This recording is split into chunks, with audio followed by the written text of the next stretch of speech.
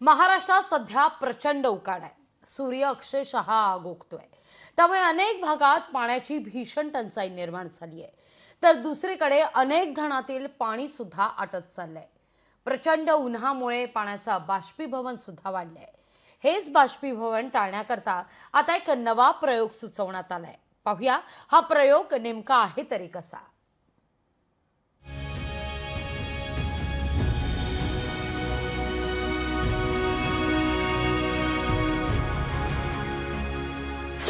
बाष्पीभवनामुळे पाण्याचा साठा घटतोय।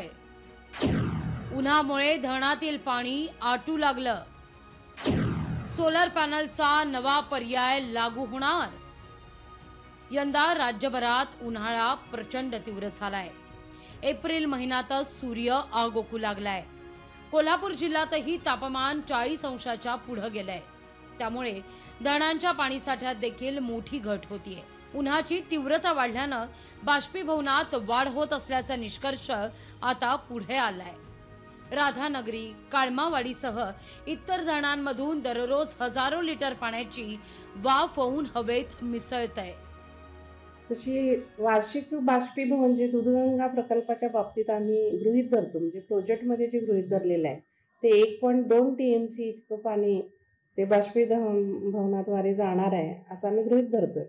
पण त्या आसपासच ती एक्स्ट्रीम अशी क्वांटिटी आहे, त्या क्वांटिटीच्या आसपासच ते आपण पोहोचू असं मला वाटते। राज्यभरातील धरणातील पाण्याचा साठा उन्हाच्या तीव्रतेमुळे कमी होतोय। त्यामुळे अनेक भागांमध्ये पाण्याचं संकट घोंगावू लागलंय। अशातच वैद्यकीय शिक्षण मंत्री हसन मुश्रीफ यांनी धरणातील पाण्याचं बाष्पीभवन रोखण्यासाठी सोलर पॅनलची संकल्पना पुढे आणली आहे। तर त्याला पालकमंत्री प्रकाश आंबेडकर यांनीही होकार दिलाय। आम्ही यापूर्वी कधी कधी त्या गल्फ कंट्रीमध्ये आम्ही 40 मिनिटं घाबरून जात होतो। आता आपल्याकडे 40 सर्रास झालं। फार मोठी परिस्थिती आहे। म्हणून या धरणावर ते मी मुख्यमंत्र्यांना सांगणार आहे की आपल्याला सोलर वरती बसून काय करता येईल काय, म्हणजे बाष्पीभवन कमी होईल आणि वीज उत्पन्न होईल अशी काहीतरी टेक्नॉलॉजी काढली पाहिजे। एका बाजूला आपण पाण्याचे साठवणारे वेगवेगळ्या पद्धतीची मोठमोठी धरणं आहेत।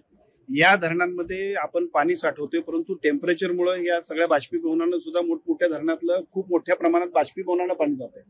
जर याचा वापर योग्य केला आणि त्याचबरोबर आपल्याला ज्याची आवश्यकता आहे म्हणून आपण सगळीकडे सौरचा कंपल्शन करतोय अतिशय चांगल्या पद्धतीनं, मला असं वाटतं त्याचा एकदा प्रयोग जर यशस्वी झाला तर सगळीकडे सुद्धा ते अंमलात आणतात। धरण परिसरामध्ये सौर ऊर्जा प्रकल्प राबवल्यास त्याचा फायदा नक्कीच होईल असं महावितरणाचं म्हणणं आहे। निश्चितच चांगली कल्पना आहे। आपण धरणाच्या ठिकाणी ज्या पाण्याचे साठे आहेत त्याच्यावर जर सोलर पॅनल बसवले तर बाष्पीभवन कमी प्रमाणात होईल आणि पाण्याची बचत होईल। त्याचबरोबर सौर पॅनलच्या माध्यमातून निर्मिती सुद्धा होईल विजेची आणि त्याचा निश्चितपणाने सगळ्यांना फायदा होणार। सध्या धरणाच्या पाण्यापासून वीज निर्मिती करण्यात येते। ही वीज निर्मिती पारंपरिक पद्धतीने सुरू आहे। त्यातच आता धरण क्षेत्रामध्ये सोलर बसवून वीज निर्मिती तर होईलच, पण त्यासोबतच धरणातील पाण्याचं बाष्पीभवनही रोखता येईल। त्यामुळे सरकारनं या संकल्पनेचा तातडीनं विचार करायला हवा। सतेज ओंकर, लोकशाही मराठी, कोल्हापूर।